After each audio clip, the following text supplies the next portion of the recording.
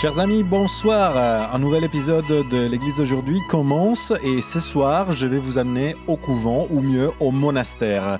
Quelle nouveauté direz-vous parce que là, c'est une émission religieuse donc c'est pas très original. Mais attention, je vais vous amener dans un monastère avec des VIP et pour le faire, je serai accompagné par le frère Baudouin Dardillet qui est le protagoniste de l'émission Bienvenue au monastère qui est diffusée sur C8. Bonsoir mon frère. Bonsoir à vous, bonsoir à tous. Alors, pourquoi vous avez ouvert les portes d'un monastère à des VIP, à des célébrités? Alors d'abord, on l'a pas ouvert comme ça. Nos portes sont toujours ouvertes pour des retraites, pour tous les gens qui veulent faire des retraites. Ça, c'est notre vie, c'est notre Mmh. métier. Tout le travail qu'il a fallu faire, le discernement, c'était de se dire, est-ce qu'on va ouvrir à des caméras dans l'accompagnement qu'on fait de ces personnes? Est-ce qu'on est prêt à faire cette aventure? On a pris le temps de réfléchir. On avait à la fois envie de le faire et en même temps, on a vraiment pesé le pour et le contre. Et puis finalement, on a dit oui et ça s'est très bien passé. Et quand vous avez proposé cette, initiative à vos confrères, je rappelle que vous êtes membre de la communauté des Saint-Jean, Oui. est-ce qu'il y a eu des résistances, des préoccupations aussi? Beh, c'est une question qui est importante parce que dans l'histoire, du fait de beaucoup de choses, vous voyez? D'abord, des caméras qui rentrent dans un couvent, dans un monastère, c'est toujours, une question sur, la question de l'intimité et cetera. Est-ce que ça va pas nous gêner dans notre vie? Et puis on s'est aussi posé la question, parce qu'on a une histoire un peu tourmentée, ma communauté, avec, il y a eu, toute une série d'abus qui ont été commis, puis on a fait un énorme travail, énorme, qui est en cours toujours, mais, dont on est Dont fier. on a eu des informations l'année passée, Exactement, mais 2022. on n'est pas fier de ce qui s'est passé, mais on essaie d'être f je crois qu'on a vraiment bossé, pour faire les choses comme il faut. Donc, comment dire? Vous craignez pas que cette initiative aussi puisse être prise comme une sorte d'opération de communication, de la part de la communauté? Parce que finalement, c'était une toute petite minorité qui a failli et Il qui a commis des erreurs, il gravissimes. faut respecter le fait qu'il y aura toujours des gens qui seront blessés par le fait que, des prêtres, des frères, des gens prennent la parole, parce qu'ils ont été blessés par ça et ça, faut l'accueillir, faut l'accepter, mais c'est pas ça qui doit nous déterminer. En revanche, nous, ça nous pousse, ça nous oblige, vraiment, on est obligés et c'est tant mieux, à être excellent dans ce qu'on fait, à avoir un véritable accueil, à avoir une qualité dans le fond, dans la forme, dans la relation. Ça nous a obligés nous-mêmes à revoir notre formation, à se former, à travailler. Parce qu'il faut que quand quelqu'un vient dans un couvent, dans un monastère, non seulement cette personne vive quelque chose de fort intérieurement qui l'aide à réfléchir sur sa vie, qui elle est, où elle va, et cetera, mais qu'en plus ce soit, dans un j'aime bien le mot safe, ce Mmh. soit vraiment dans un espace de De sécurité. confiance, de sécurité. Exactement. Et venons justement aux hôtes de votre monastère, qui est d'ailleurs, je rappelle, c'est le monastère de Corbara en qui est Corse. en Corse. C'est pas en Italie, même s'il est s'il y a un nom un peu italien italophone, voilà. Comment vous avez choisi les hôtes? Heu, alors pour tout vous dire, moi je n'y suis pour rien, Ah, parce que la production de l'émission, c'est une production qui a pensé cette émission, qui l'a voulu. C'est quelque chose qui vient de Hollande. Et ils ont réfléchi aux personnes qu'ils allaient inviter. En plus, c'était une première, donc pour tous ceux qui c'est pas connu. Et en fait, ils ont réfléchi dans leur coin. Et moi, je suis pas du tout rentré dans cette, je dimension-là. reformule la question. Est-ce que l'Esprit Saint a influencé le choix des invités? Je suis certain que le bon Dieu, il a travaillé pour que ce soit les bonnes personnes au bon endroit, au bon moment, pour qu'ils vivent des belles choses. Et quand on suit l'émission, ceux qui ont suivi les épisodes, on voit bien que les uns les autres sont conduits, il se passe des trucs dans leur vie. En tout cas, tous arrivent en disant: «J'ai envie d'être là, j'ai presque besoin d'être là». Au début, ils disent: «J'ai envie d'être là», même si ça me fait Mmh. peur. Après, ils me disent: «J'ai besoin d'être là» et à la fin, ils disent: «Mais heureusement, j'étais là». Et qui sont ces protagonistes, ces invités, pardon? Alors, on a eu des invités, très étonnants, très différents. Dans le désordre, Jean-Marc Généreux, professeur de danse avec les stars. Un homme, au témoignage incroyable. Vous avez avec, l'expérience qu'il a avec son épouse, ils ont une fille de 24-25 ans qui est très handicapée. Mmh. Vraiment, faut l'écouter parler de ça et puis poser la question, «Ma femme et moi qui nous aimons tant, qu'est-ce qui fait qu'un jour, Dieu nous envoie ça?» Donc autant vous dire qu'il y a i c'est fort en humanité.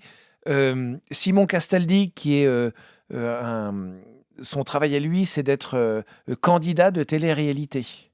Alors, ça peut faire sourire certains, sauf que, faut le voir, faut écouter et donc ça touche des jeunes. Ensuite, vous avez Fabienne Cara qui était, actrice incroyable de Plus belle la vie, Oui. aussi, très très touchante dans ce qu'elle a vécu, dans ce qu'elle a apporté avec, son expérience et dans les dialogues qu'elle a pu avoir, avec sœur Catherine. Hem, Parce que, dans l'émission, il y a aussi une sœur exactement, nous qui est une sommes sœur 2, de, des la béatitudes. communauté de Béatitude. Nous faisons un binôme Mmh. justement. Hem, alors pardon, Paul Elkarat, ensuite Paul Elkarat qui a gagné, qui a fait 130 fois les 12 coups de midi, enfin qui aujourd'hui est sociétaire des grosses têtes, qui a le syndrome d'Asperger, qui est Mmh. autiste et donc ça a été des échanges vraiment aussi de grande qualité et puis, on a eu aussi Delphine Vespizer qui est Miss France, qui est venue avec, toute son histoire, avec, son sa bonté et sa gentillesse incroyable et puis Clara Morgan qu'on ne présente plus, avec qui on a eu aussi des dialogues, extrêmement forts, extrêmement poignants. J'imagine, enfin, sans faire de tour du pot, que la présence de Clara Morgan a surpris quelqu'un, aussi dans le monde catholique? Oh beh, ça a surpris beaucoup de gens. Certains se sont dit, enfin, il y en a plein de gens qui ont réagi différemment, mais moi, mon rôle à moi, c'était pas de me mettre au diapason des réactions des gens. Vous aurez toujours des gens qui seront choqués, que tu fasses pas, c'est comme ça. La question, c'est en fait, chacun a sa place dans un couvent Mmh. et Clara Morgan, moi, ce qui m'intéressait, c'est elle. Mmh. Elle est pas venue, vous voyez, on n'est pas allé aux archives en disant: «Ah oui, toi non, toi oui, toi non». Non, chacun vient avec ce qu'il a, ce qu'il est, ce qu'il porte et je crois que Clara Morgan, elle a été vraie pendant toute cette semaine. Les échanges sont incroyables qu'on a pu avoir avec elle et alors c'est vrai que quand vous avez Clara Morgan et un curé en face, soit ça peut partir en fight et ça se passe pas bien, ou au contraire dans un truc totalement, déliquescent et cetera. Soit en fait c'est 2 personnes qui se rencontrent. L'intérêt de ces rencontres, c'est que, heu elle et moi, on puisse dialoguer, on puisse parler et on puisse avancer et c'était d'une très grande qualité. Parfois, ça a été, ceux qui ont vu les épisodes ou qui les verront, c'est chaud. Il y a c'est enfin, c'est au sens c'est compliqué, quoi, parce qu'il faut, ça argumente, mais elle pose les bonnes questions. Je ça m'a fait penser un petit peu à une parole de Jésus-Christ, un peu connue, légèrement connue, qui est celle de justement qui entre vous est sans péché, Qui jette la qui première jette la pierre. première pierre? Je veux dire, on est tous des humains, on est tous de personnes qui sont avec, tout un tas de difficultés, des péchés et cetera, mais on est aussi des personnes qui ont de la valeur. Beh, ce ne sont pas nos péchés qui nous identifient. Ça a été tout un d'ailleurs, ce vous venez de soulever un des grands sujets, c'est-à-dire vous voyez, c'est le bonheur qu'on a d'avoir un sauveur qui est Jésus-Christ. C'est pas notre péché qui nous identifie, c'est l'amour de Dieu pour nous qui nous dit qui on est. Du moins pour le Christ, enfin, c'est pas lui, enfin, lui, il classifie pas les gens comme, grands pécheurs, petits pécheurs, Exactement, pécheurs du nous, on va le dimanche. faire naturellement, Ouais. mais tout l'enjeu d'une retraite, c'est que justement, surnaturellement, on découvre que mon péché ne me dit rien de qui je suis. Et ça, c'est quelque chose de merveilleux d'être capable de dire à quelqu'un: «Mais OK, il y a toute ta vie, tu as le droit aujourd'hui de dire: "Qu'est-ce que j'ai vécu?", de le regarder en face paisiblement, personne ne te juge». Hem et je peux vous dire que dans les émissions, on voit que des petits moments des entretiens, mais on Mmh. a eu des entretiens, c'est très on leur a dit, à nos invités: «Vous êtes dans le personnel, mais pas dans l'intime». On n'a pas tourné 10 minutes qu'ils étaient déjà dans les choses intimes, donc on a fait un très grand tri. Mmh. Il y a des choses qui ne sortiront pas parce que c'est leur vie privée. Ils ont vraiment joué le jeu et moi, ils ont vraiment été en vérité et puis nous, on a pu vraiment faire aussi notre travail d'être avec eux, de les accompagner dans les moments d'écoute, dans la prière, dans cette vie communautaire. Parce que, justement, il y a un côté intime. Est-ce que, par exemple, ils vous ont demandé de recevoir des sacrements, je sais pas, la communion, la confession, Alors, justement de prier avec eux? il y a des choses que vous verrez, Mmh. dans les épisodes, mais il y a des choses qu'on ne verra pas et donc j'en parlerai pas D'accord. parce que ça fait partie, vous savez, un monastère, c'est un couvent, c'est un espace où on vient avec toute son histoire, le Mmh. beau, le pas beau et cetera. On y rentre et ça n'en sortira pas Mmh. et ça, c'est très important. C'est-à-dire qu'on a le droit d'être confronté à nos blessures. Vous savez, vous avez beaucoup de gens qui, quand ils viennent en retraite, se rendent compte qu'ils peuvent parler de ce qui s'est passé dans leur vie, de bien ou de pas bien. La personne en face va pas les juger, les On condamner. revient au discours de tout à l'heure. Exactement et donc pour moi, cette discrétion sur certaines choses qu'ils ont vécues, eh bien, elle est absolue parce que ce sera la même discrétion pour les gens qui viennent. Bon, à part la discrétion, par contre, est-ce que vous pouvez nous dire quelle a été la chose la plus difficile pour certains d'entre eux? Je Le sais pas, silence. Le silence, évidemment. Parce que c'est la chose la plus difficile. Quand tu es dans les médias, tu papotes toute la journée, tu Non, pas du c tout, c'est pas vrai. c'est oui, c'est un Italien qui dit ça. Mais je ne vous jugerai pas sur cette apparence si dingue. Le silence, ça a été une lutte pour tout le monde. Mais ce qui est très beau, c'est que dans cette lutte pour le silence, ils ont tous découvert, on les a accompagnés là-dedans, Mmh. hein, ils ont tous découvert qu'en fait, c'était un moyen de découvrir, de plonger en eux. Parce que, juste pour faire comprendre à nos auditeurs, il y a des moments Dans dans les l'émission. épisodes, où effectivement il y a une prédominance du silence. Enfin, les gens ne parlent pas, mais C'est une semaine en mmh, silence. Il y mmh, aura des temps de prière, mmh. il y aura des temps de rencontre, il y a des temps d'activité, mais eux, ils ne parlent pas, sauf dans le moment de rencontre qu'on a avec eux. Et c'est ça qui fait justement le principe de la retraite silencieuse. Et la chose qui les a plus surpris à votre avis? Enfin, si vous avez un anecdote, Bah, il y a c'est, au bout de quelques heures, des gens qui disent: «Mais en fait, ils sont vachement sympas». En fait, ils sont humains, ils comprennent, on a un truc, il y a pas vous savez, chacun vient avec son image qu'ils ont sur, les curés, les bonnes sœurs et cetera.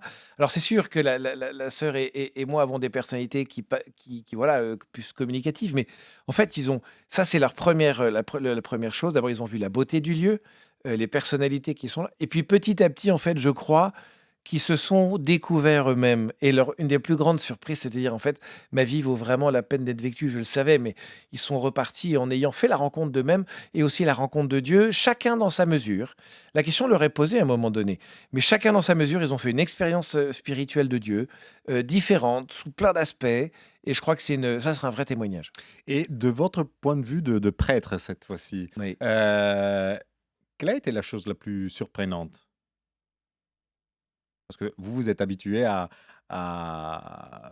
voir des profils complètement différents, des gens, aux ouailles. Écoutez, je suis embêté par votre si, je peux vous dire ce que c'est, en Ouais. fait. C'est tout ce qui s'est passé autour. C'est-à-dire que c'est une retraite, alors tout le monde te dit: «Tu vas voir, tu vas être avec un tel ou un tel». Bon, super, une fois qu'on a fait le tour, OK. Ce qui m'a le plus surpris concernant nos invités, en tout cas nos personnalités, c'est la vérité dans laquelle on a été. Mmh. On a eu des profondeurs dans le dialogue absolument incroyable où à un moment donné, vous voyez, au début, elle parle de moi, je, dans mon histoire, mon machin et puis tout à coup, c'est leur cœur qui parle, c'est leur blessure qui parle, c'est leur amour qui parle et c'est une très, très grande profondeur et le fruit le plus dingue, c'est que quand on sortait des entretiens, vous savez, vous avez un preneur de son, vous avez un technicien, vous avez des journalistes qui écoutent, parce que les lieux d'entretien, il y a personne dedans, il y a que la personne et nous et des caméras tourelles. Donc on est vraiment tous les 2 tout seuls. C'est que les gens, en fait, après, qu'est-ce qui se passe? On sort, on va voir à la régie comment ils ont vécu le truc. On leur dit: «Comment ça s'est passé?» Et là, vous avez 3 personnes en pleurs qui font: «Non, ça va, c'était bien». Ils étaient Ils étaient émus, tous en pleurs et très émus parce qu'on a vécu quelque chose de très fort et c'est pour ça que la qualité, en fait, de cette émission, elle vient de la vérité spirituelle qui en jaillit. C'est la même chose qui arrive souvent à Sylvain que je remercie parce qu'il est notre technicien aujourd'hui. Quand il écoute cette émission, il est en pleurs, complètement. Non, je rigole. Non, mais si on n'est pas VIP, si on n'est pas catholique, si on n'est pas chrétien, est-ce qu'on peut rentrer dans une, monastère Bien et faire sûr, une, retraite? bien sûr, bien sûr. Heu, vraiment, c'est ouvert pour tout le monde dans la mesure où on a envie de venir épuiser quelque chose qu'on n'a pas. Vous voyez, si on vient, juste en touriste, bon, beh, parce que c'est calme et on va faire du yoga contre les pierres et les vieux cailloux parce que les couvents, ils sont mis sur des zones telluriques, ça nous fatigue. Ça Ouais. sert à rien, c'est une perte de temps, aller dans la montagne. Mais si vous dites: «Moi, j'ai envie de découvrir quelque chose qu'ils ont», c'est juste dans l'Église catholique, c'est 2000 ans de sagesse et de haut et de bas humains, vous voyez? Donc il y a une vraie sagesse dans le fond et donc si tu viens pour chercher quelque chose, pour accepter d'être rencontré, pour accepter d'être un petit peu, bousculé même parfois, et ben, en fait, tu pourras vivre quelque chose de beau, de fort et de grand Mais il et toute faut personne peut venir. est-ce qu'il faut se préparer ou venir, enfin, est-ce qu'on doit venir pour rencontrer le Christ? Est-ce qu'on doit venir pour, nous retrouver? Je crois que quand on part dans une retraite, on peut faire l'expérience de Dieu. C'est tout ce que je souhaite aux gens qui vont venir. C'est de faire l'expérience de Dieu, mais la meilleure manière pour que ça arrive, c'est de les laisser très libres. Si on dit: «Voilà, si dans 4 jours, tu as pas fait l'expérience de Dieu, tu non, ta retraite est foutue», pas du tout. Parce que je ne sais pas où en est la personne dans sa vie, je ne sais pas ce qu'elle porte. Vous savez, vous avez des gens, ils arrivent dans une retraite avec un problème: «Mon père, j'ai ce problème-là et je veux régler ça». Un problème intellectuel, un problème et puis en fait, il se passe à un moment donné qu'il y a dans l'enseignement, dans la prière, ils ont une lumière, quelque chose qui vient toucher leur cœur. Ils disent: «Mais en fait, mon problème, c'est pas ça, c'est ça». Parce que plus tu te rapproches de Dieu, plus Dieu, il peut enfin te parler. Donc tu te tais, lui parle et ce que tu penses avoir été ton problème, finalement, ne l'est pas. C'est que ça s'appelle un collatéral. En fait, c'est quelque chose de plus profond, là où Dieu veut t'aider. Beaucoup de gens disent à Dieu: «Pourquoi tu m'as pas aidé pour ça?» Parce qu'il dit: «Mais ça, c'est je vais pas t'aider à mettre un pansement, je voudrais t'aider à nettoyer la plaie». Merci beaucoup, frère Baudouin. Je rappelle que d'ailleurs, vous êtes aussi l'auteur de ce livre, Vivement la retraite spirituelle, qui est paru chez les Première éditions de Première partie. Partie, et que vous êtes le protagoniste avec la sœur. La Pardon? sœur Catherine, alors Catherine on n'est pas les protagonistes. Nous accompagnons Driver. la voilà, nous accompagnons protagoniste serait la première place, mais pas du tout.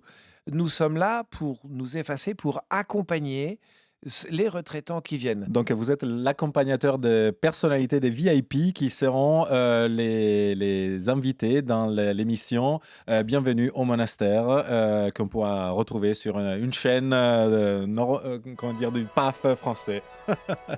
Merci beaucoup. Et moi, je donne rendez-vous à nos auditeurs à la prochaine semaine, toujours ici sur RMC, après la Cannes. Et je rappelle que l'Église d'aujourd'hui est aussi disponible sur le site et sur l'app de RMC, et qui est une émission proposée par le diocèse de Monaco. Arrivederci, buonanotte. Ciao.